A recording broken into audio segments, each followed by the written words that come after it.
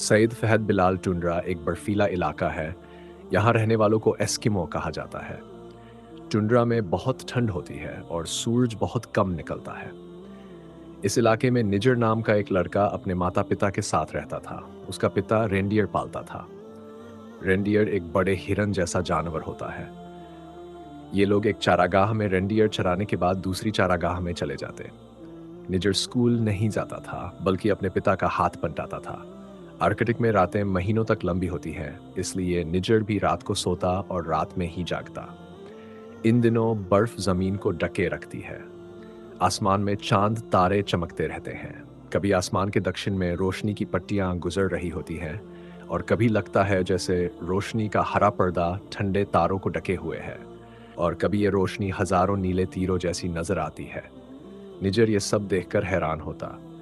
वह अपने पिता से पूछता, क्या तारे नई चारागाह में भी हमारे साथ चलेंगे?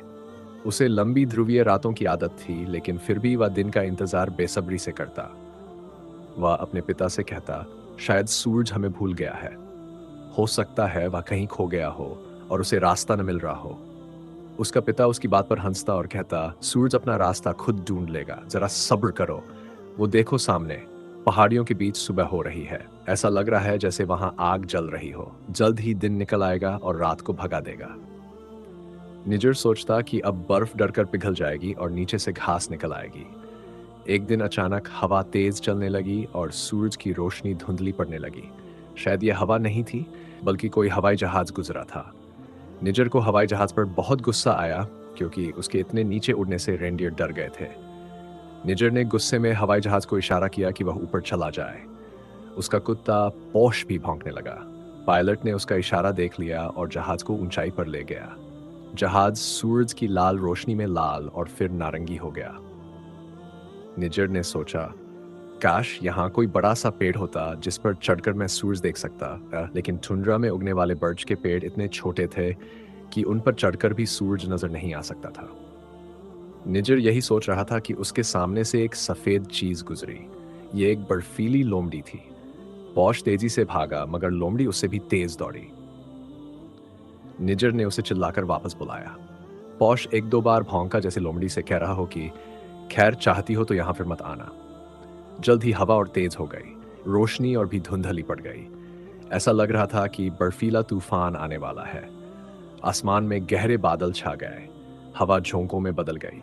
निजर ने चिल्लाकर पॉश से कहा, चलो घर चलते हैं। लेकिन बर्फ के कण उड़कर पॉश की आंखों में घुसने लगे। निजर को पता था कि जब बर्फीले तूफान आते हैं तो कुत्ते शरण पाने के लिए बर्फ खोदकर उसमें छिप जाते हैं। बर्फ ठंडी तो होती है, लेकिन तेज हवा से बचा लेती है। निजर को अपने पिता की बातें भी याद आई। वह पॉश के बारे में कहता था कि यह बहुत होशियार कुत्ता है। इसकी बात पर गौर करना, वह टुंड्रा में रहना जानता है। इसलिए उसने कुत्ते को बर्फ की गाड़ी से खोल दिया और उसे अपने साथ लपेट लिया। दोनों बर्फ पर लेट गए। वह ठंड से बुरी तरह कांप रहा था और सोच रहा था कि इस समय घर में कितनी गर्मी होगी। जल्द ही बर्फ ने ढक लिया था और एक लंबेड़ने को देखकर लगता था कि वहां कोई है। पॉश के साथ लेटे लेटे निजर को नींद आ गई। उसने सपने में देखा कि उसकी माँ उसे ढूंढ रही है और उसका नाम लेकर आवाज़ें दे रही है। फिर उसका पिता नजर आया। उसके बाद कुत्ते भौंकने लगे और भौंकते ही रहे। किसी ने निजर को जोर से हिलाया। उसे समझ नहीं आया कि क्या हो रहा है। कुत्तों की भौंकने की आवाज़ें बहुत करीब से आ रही थीं। निजर ने अपने कपड़ों पर से बर्फ झाड़ी और अपनी आंखें मलने लगा। तब उसने देखा कि सामने बर्फ गाड़ी और कुत्ते खड़े थे और वह हंस-पनाह नहीं था। उसके पिता ने उसे बर्फ से लिपटना चाहता था, लेकिन वह उसे डांट रहे थे और कह रहे थे, तुम भागे क्यों? अगर बर्फीले तूफान में खो जाते तो? निजर कुछ नहीं बोला, चुप खड़ा रहा।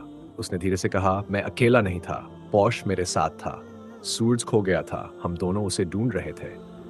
उसके पिता का गुस्सा एकदम खत्म हो गया। वह हैरान होकर बोले, तुम सूरज को ढूंढ रहे थे? यह रहा सूरज। यह कहकर उन्होंने एक और इशारा किया। निजर ने देखा कि बर्फ का तूफान खत्म हो चुका है और दूर क्षितिज के किनारे आग का एक गोला सा नजर आ रहा है।